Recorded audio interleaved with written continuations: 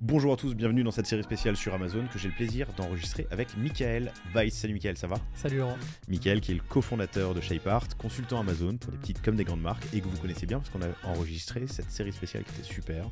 J'espère qu'on en refera d'autres d'ailleurs sur le retail. L'objectif à travers cette série spéciale, c'est que vous compreniez à travers tous ces courts épisodes l'écosystème global Amazon, mais aussi dans le détail et d'un point de vue opérationnel, pour vous lancer et faire croître vos ventes sur la plateforme. On parlera de stratégie, d'achat média, de fiches produits, de tout ce qu'on ne vous dit pas et que vous auriez bien aimé savoir, des coûts associés, de l'international, bref, tout ce qu'il faut savoir pour se lancer. Dans cet épisode, on va vous dire combien ça coûte d'aller sur Amazon. Mais peut-être qu'avant ça, il faut poser quelques définitions sur seller ou vendor central. Exactement, avant de parler d'argent. C'est très important de comprendre qu'il y a deux manières de vendre sur Amazon. Donc on a la partie vendor, qu'on appelle souvent aussi 1P, first party. Donc là, c'est un système assez classique wholesale, c'est-à-dire que Amazon achète les produits à la marque et les revend ensuite aux consommateurs. Donc à partir du moment où Amazon achète, les produits sont propriété d'Amazon. Voilà, c'est comme un revendeur très classique. Et pour être clair, moi j'ai fait mon chiffre d'affaires. Je suis payé pour ce que j'ai vendu à Amazon. Exactement. Et donc charge à Amazon ensuite de vendre ses produits au client final. OK pour vendor. Et donc la deuxième partie, c'est seller. Donc c'est le 3P, third party. Donc c'est la partie marketplace d'Amazon. Et là, c'est une marketplace assez classique. C'est nous qui vendons directement aux consommateurs. Et Amazon va venir prendre une commission sur cette vente. La petite particularité d'Amazon, c'est que sur ce modèle seller, en plus de ça, Amazon peut prendre en charge la logistique. C'est les fameux FBA et FBM, donc Fulfill by Amazon. Donc c'est Amazon qui va stocker et expédier les produits pour vous. Dans la plupart des cas, c'est ce qu'il faut faire, parce qu'ils sont extrêmement performants en logistique. Qui peut livrer en 24 heures ou dans la journée, c'est assez rare.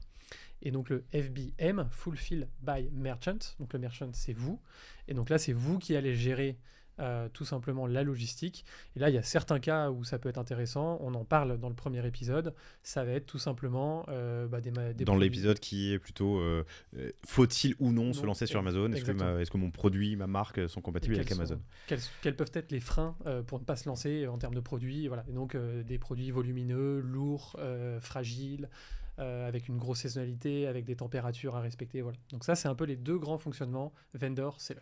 Mais est-ce que FBA, FBM s'applique à vendor et seller? Quand Il y a un mix global. Quand on est vendor, on est forcément FBA. On n'a pas le choix, donc Amazon... J'ai vendu mes produits à Amazon, c'est Amazon qui les stocke et les envoie. Toutes les semaines, Amazon envoie ses commandes, on les livre, et voilà. Donc ça s'arrête là, c'est un fonctionnement hyper simple d'un point de vue administratif. Et il n'y a aucun vendor qui est en FBM. Non, ça peut pas exister. Ça peut pas exister. Ça peut pas exister. Okay. Exactement. En revanche, quand je suis seller, je peux être soit l'un, soit l'autre. Tout à fait. Très bien. J'imagine qu'il y a des impacts aussi sur la gestion des prix de mes produits. Ouais, donc ça, si on fait un peu le distinguo, la grosse différence entre vendor et seller, c'est que vendor, en Europe en tout cas c'est le cas, mais les prix sont libres. On ne peut pas imposer un prix à un revendeur. Donc à partir du moment où Amazon est revendeur, ils achètent les produits pour les revendre, c'est eux qui sont maîtres du prix. Donc là, vous n'aurez pas le contrôle sur votre prix quand vous vendez en vendor. Ça, c'est très important, notamment quand vous êtes une marque omnicanal et que vous allez vendre à droite à gauche. C'est notre cas chez ShapeArt, on a 6000 magasins revendeurs en Europe. Ils sont tous sur Internet, sur Amazon. Voilà. Donc, si on contrôle mal ses prix, la plupart du temps, vendor va vouloir s'aligner au plus bas et donc ça va poser des problèmes de prix. Ce qui n'est pas le cas sur seller, où vous êtes sur une marketplace, les produits vous appartiennent et donc vous avez 100% du contrôle sur votre prix. À une petite exception près, c'est pas tout à fait un 100%, et ça c'est quelque chose que souvent les gens oublient. Sur seller, voilà, moi mon support téléphone vendu 29,95, si je dis maintenant sur seller je vais le mettre à 40 €, Amazon va me dire très bien, on l'affiche pas. Vous n'êtes pas compétitif par rapport à ce qu'on a scanné sur le marché, donc on vous affiche pas. En pratique, ce que tu veux dire, c'est que c'est l'algo qui ne va pas afficher le produit parce qu'il est trop loin du prix considéré Amazon, marché. Exactement, Amazon va être compétitif sur les prix, que ce soit en vendor ou en seller. ils veulent que les prix soient compétitifs pour leurs clients, tout simplement. Ok. Ce qui s'entend, hein. Donc moi, au moment de ma stratégie de pricing ou de mes augmentations, de mes promotions, je dois quand même faire attention au prix marché auquel on peut trouver mon produit ou les produits concurrents. On est Tout d'accord, à fait. c'est ça. Ouais. Est-ce que ça marche aussi à la baisse? Ouais, alors c'est sur Vendors, les modifications de prix, ça marche à la hausse et à la baisse. C'est-à-dire que souvent c'est à la baisse, hein. Quand les entreprises ont des problèmes, c'est ah bah Vendor a cassé mon produit. Ouais. Bah, il l'a cassé parce que forcément tu as un autre distributeur qui le casse à un moment ou un autre. Donc ça c'est récurrent. Casser le prix. Hein. Casser le prix, exactement. Et donc vendre moins cher. Et effectivement, ça peut être très problématique quand tu as des grands comptes en face à qui tu vends à 30% plus cher, quoi. Ça c'est dur. Mais ça peut être aussi à la hausse. Ça arrive. Nous, ça nous est arrivé plusieurs fois où, en gros, nous, notre prix, personne pète le prix parce que le produit est déjà bien placé, c'est assez agressif comme positionnement prix. Et on a souvent Amazon qui va venir vendre le produit à 33, 34, 35 euros au lieu de 29,95. Et ça aussi, c'est un problème parce que forcément, la conversion chute et on fait beaucoup moins de ventes. Dans vos stratégies prix, on en parle aussi dans l'épisode Faut-il se lancer sur Amazon? Attention à justement vos revendeurs et vos distributeurs à pas vous fâcher avec eux. Faut pas être débile non plus. Ouais, exactement. C'est pour ça qu'il y a un moment... maintenant, c'est quand même bien toléré. C'est-à-dire qu'à partir du moment où le prix est le même partout, Amazon ne pose plus de problème. Mais si c'est pour péter les prix sur Amazon, donc les vendre beaucoup moins cher que à vos distributeurs pour en faire plus... non, enfin les distributeurs ils sont comme tout le monde, hein. C'est de la concurrence déloyale. Ça, on penserait pas à le faire sur son propre site de marque, de vendre beaucoup moins cher qu'à nos clients. Donc se tire pas une balle mais un boulet dans le pied, quoi. Clairement. Est-ce que tout le monde peut être vendor? Non. Vendor, ça devient quasiment impossible de devenir vendor. Il faut être invité. Donc, quand on démarre très très fort sur seller avec des bonnes marges, ça peut arriver qu'on soit encore invité. Mais sinon, non. La tendance, là, c'est que 60% du business est fait en seller, 40% en vendor chez Amazon. C'était l'inverse il y a 4-5 ans. Et ils sont en train de réduire. Donc là, il y a une énorme vague ces derniers jours, là, depuis début septembre. Il y a une énorme vague de comptes vendor qui ont été fermés. Justement parce que compte trop petit, voilà, donc à partir de si on est en dessous d'1 million et qu'on n'est pas très profitable pour Amazon, on est très très à risque si on a un compte vendor. En pratique, Amazon se met à risque en faisant ça. Il vaut mieux pour eux être une marketplace et laisser les vendeurs, donc les sellers du coup dans ce cas, choisir. Ouais, Amazon, c'est beaucoup plus simple pour Amazon de gérer une marketplace que des achats en propre, clairement. Et puis ils ont plus de marge avec la marketplace, ils ont beaucoup moins d'achats à gérer, de stock à gérer. Ils ont du stock chez eux, mais c'est pas leur stock qui leur appartient. Ouais, clairement. Et ils gagnent plus d'argent avec seller. Est-ce qu'on peut être et seller et vendor? Ouais, on peut tout à fait être. Et c'est d'ailleurs ce qui est conseillé, hein. Même quand on a un compte vendor. Quand on peut. Alors, quand on est. Quand on a été invité au club, quoi. Exactement. À partir du moment où on a un compte vendor, c'est très important d'avoir un compte seller en backup. Parce qu'il peut y avoir un problème sur une fiche produit. Et du coup, c'est le compte seller qui peut reprendre la vente. S'il y a des problèmes de prix, ça peut permettre de faire un peu pression sur l'algo. Donc ça c'est hyper important d'avoir ça en place. Mais c'est un petit boulot. Et encore une fois, faut bien réfléchir sa stratégie là-dessus. Parce que les marges, ça c'est aussi très important. Les marges ne sont pas les mêmes en vendor et en seller, pour une marque. Hein. Et bien cet épisode s'appelle justement combien ça coûte. Parle-nous des marges. Alors, je vais partir du plus simple, seller. En moyenne, hein, selon les catégories, ça varie évidemment, mais en moyenne, c'est 15% de commission. C'est les commissions sur vente. Okay, c'est ce que Amazon va prendre sur chaque vente. Ensuite, on va avoir les frais de logistique. Donc, si vous êtes FBA, ce qui est chaudement recommandé, donc c'est Amazon qui va gérer votre logistique, ils vont vous facturer pour ça. Pourquoi c'est recommandé? Parce que en fait, tu vas déjà avoir le batch prime. Donc ça permet d'améliorer la conversion, évidemment. Tu vas pouvoir livrer en 24 heures. Et en fait, ça rassure énormément les clients. Tu sais que quand tu es livré avec Prime, si tu as un problème, tu seras remboursé. Donc tu es mis en avant par l'algo et tu as beaucoup moins de choses à gérer. Et le dernier point, si on parle des coûts, c'est que je peux prendre l'exemple de ShapeArt, une boîte qui fait 20 par 10 par 3. Ça nous coûte 2 € moins cher d'envoyer par Amazon que d'envoyer via un Colissimo. C'est leur métier, ils le font bien, ils le font depuis longtemps, il y a le batch prime. Personne ne sera aussi bon shipper qu'un Amazon. Non. Bon, très bien. Donc 15% de commission, rien que pour vendre, donc déjà en seller. Ouais. Commission du coup. Ensuite le fulfillment. Le fulfillment. Après on va avoir les frais de stockage. Ok. qui peuvent aussi chiffrer relativement rapidement. Et il y a des frais de stockage qui vont dans les deux sens chez Amazon. Même dans les trois sens, on va dire. Il y a les stockages normal, on va dire, que vous paierez quoi qu'il arrive. Mais après, vous pouvez aussi avoir des frais de stockage additionnels si vous avez trop de stock ou si vous n'en avez pas assez.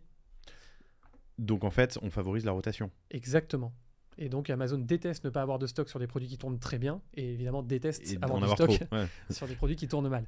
Donc en fait, il faut faire très attention à la gestion des stocks parce que en fait, ça peut vite être pénalisant et ça peut vite représenter des coûts. Surtout si vous avez un panier moyen qui est assez faible sur des produits à 20, 30, 40 euros, bah, de rajouter 20, 30, 40 centimes de stockage sur un mois, ça va vite.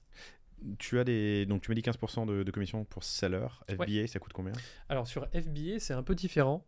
Ça va dépendre des catégories de produits, des prix. Ça va être un peu une négociation de gré à gré avec Amazon quand on ouvre le compte. Mais moi, j'ai moi, petit vendeur qui va faire mes 50 000, mes 100 000 par an sur Amazon. Je peux négocier? Bah, en fait, sur Vendor, tu l'as fait au moment où tu as ouvert le compte. T'as négocié avec la personne qui a ouvert ton compte. Oui, sur Vendor, mais si je suis en seller et FBA. Ah, mais c'est pareil.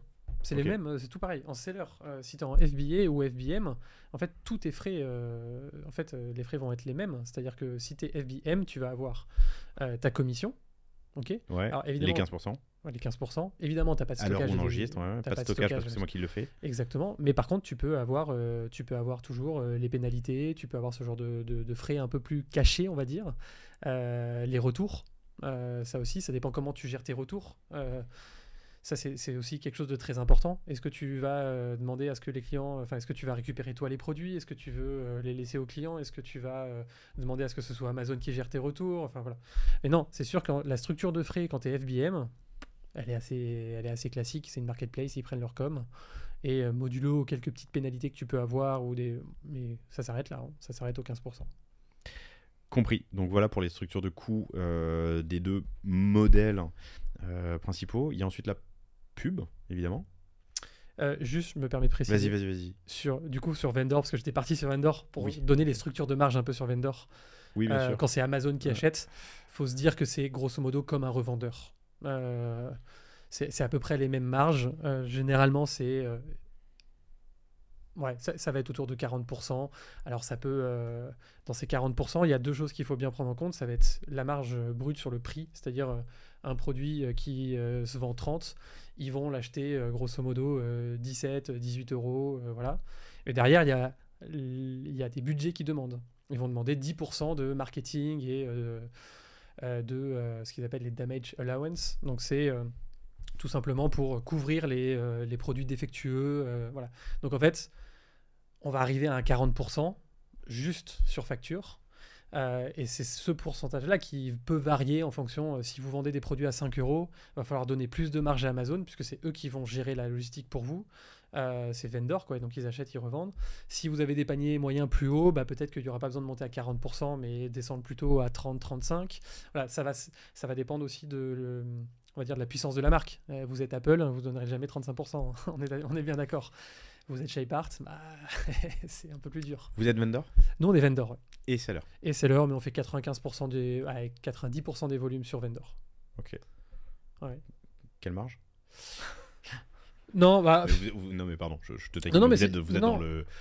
Vas-y. Non, on peut en parler, il n'y a pas de souci. La marge qu'on donne sur Amazon, et du coup ça conclura le point, c'est que nous on va donner autour de 30-32% à Amazon, grosso modo. Par contre, donc ce qui peut être sur un produit à 30 euros mais qui est petit, qui passe en format enveloppe, donc typiquement ça fait partie des produits assez rentables pour Amazon. Que Amazon aime bien. Et surtout, donc ça c'est la partie marge avant, on va dire, et après il y a une autre partie qui est aussi importante pour Amazon, qui est ce qu'on dépense derrière en pub. Et nous, on est très gourmand en pub sur Amazon. Donc en fait, ça permet de compenser aussi. On en parle sur l'épisode des pubs. Mais ça compense aussi la rentabilité globale. C'est-à-dire que peut-être qu'on est un petit peu en dessous de certaines marques. Par contre, on dépense plus que les autres. Parce qu'on a une stratégie omnicanal et qu'Amazon est souvent une fin de parcours d'achat chez nous. Voilà, donc c'est réfléchi, c'est mesuré, mais donc au final, on lâche quand même pas mal de points de marge à Amazon. Hein. en pourcentage de tes ventes sur Amazon, combien est-ce que tu dépenses? Alors ça va dépendre des pays. Des pays où on est très agressif, où les marchés, par exemple l'Allemagne en vélo, ça coûte très très cher, c'est ultra concurrentiel. On va monter jusqu'à 25%, 30% de publicité. En plus du coup des 30%. Sur 100 € de chiffre d'affaires, tu auras mis à peu près 25% de pub et tu as donné 30-32, tu l'as dit, Ouais. à Amazon. Exactement. Donc il te reste un moins de 50. Et il reste moins de 50. Ouais, c'est pour ça. Et donc, c'est des marchés sur lesquels on est en train d'investir. Mais typiquement, si Shapart était qu'en Allemagne, il n'y aurait plus de Shapart. Enfin, on se le dit, il n'y a pas de sujet là-dessus. Alors on l'aborde dans l'épisode aussi sur le marketing, mais tu as une expression, hein, tu dis Amazon c'est un pay-to-play. Si on dépense, on fait croître ses ventes. Si on fait croître ses ventes, ça favorise les placements dans la recherche et donc l'algo. C'est un cercle vicieux ou vertueux, mais en tout cas, faut dépenser pour pay-to-play. Plus on vend. Plus on vend, plus on vend. Il y a d'autres coûts aussi indirects sur Amazon qu'il faut avoir en tête avant de se lancer. Ouais, et après il y a toute la partie frais de structure, on va dire, de Amazon. C'est pas on se branche et on relève les compteurs un quart d'heure par semaine, quoi. Ça ne marche pas du tout comme ça. Il va falloir s'en occuper. Évidemment, il va falloir quelqu'un qui gère le projet Amazon au sein de votre boîte. Il va falloir quelqu'un qui gère toute la partie catalogue, les fiches produits, parce que c'est mouvant, ça peut sauter, ça peut revenir. Donc ça, c'est un premier point. Si vous êtes en seller et que vous vendez à l'international, il y a aussi des gros sujets de, on va dire, compta, finance, TVA, qui sont assez chronophages à gérer, parce que c'est un peu à l'image d'Amazon. C'est-à-dire que c'est pas très beau, ça fonctionne, mais franchement, l'UX laisse un peu à désirer. Mais ça fonctionne, mais c'est un peu un casse-tête. Et tu es obligé de passer par Amazon, il n'y a pas des outils sur cette partie Ops, Ouais, back-end. Tout à fait. Déjà, tout le monde se fait aider par des outils. Et si on prend le sujet de la compta et de la TVA, il y a des boîtes extérieures qui le font très bien et qui permettent de gérer tes numéros de TVA que tu as dans chaque pays, qui va permettre de pouvoir gérer ça. Ils sont partenaires d'Amazon. On peut les citer, c'est Avask. C'est eux qui gèrent 90% des vendeurs et des sellers. AVASK de mémoire, c'est ça? Ouais, c'est ça, AVASK. Et donc oui, il faut se faire aider. Et puis pareil, même si vous voulez pas le faire en interne, que vous prenez une agence, cette agence, elle a un coût. Et franchement, Amazon étant chronophage, avoir une agence qui gère un compte Amazon à 100%, un petit budget, ça n'existe pas. Voilà. Il y a forcément des frais fixes et des coûts de setup qui sont assez conséquents. Donc si vous êtes un grand groupe, ça se réfléchit, ça s'absorbe assez facilement. Pour des marques un peu plus jeunes qui veulent se lancer, c'est souvent cette étape-là qui est oubliée. Donc ne sous-estimez pas tous les coûts annexes qui sont pas dedans Amazon, mais RH parce qu'il faut du people pour gérer le stock et les fiches produits et l'achat média, le coût de l'agence, le coût du comptable pour la réconciliation, l'arbitrage sur les TVA collectés et redonnés. Combien ça coûte? Et juste pour conclure, combien de temps ça prend de se lancer sur Amazon? Ça dépend du nombre de produits, évidemment. Si, je sais pas, on va prendre un catalogue, je sais pas ce que c'est qu'un catalogue moyen standard, mais si vous avez 15-20 produits à lancer sur Amazon, ce qui est déjà pas mal, hein, ça fait déjà... ça peut prendre quelques semaines. Merci Mickaël. Poursuivez la conversation avec Mickaël sur LinkedIn, Mickaël Weiss, W-E-I-S-Z, et abonnez-vous à sa newsletter amazonefr.substack.com. C'est la zone AMA, zone, c'est drôle. Et moi c'est Laurent Kretz, laurent@causavostra.com pour parler de vos stratégies e-commerce et activation. À plus.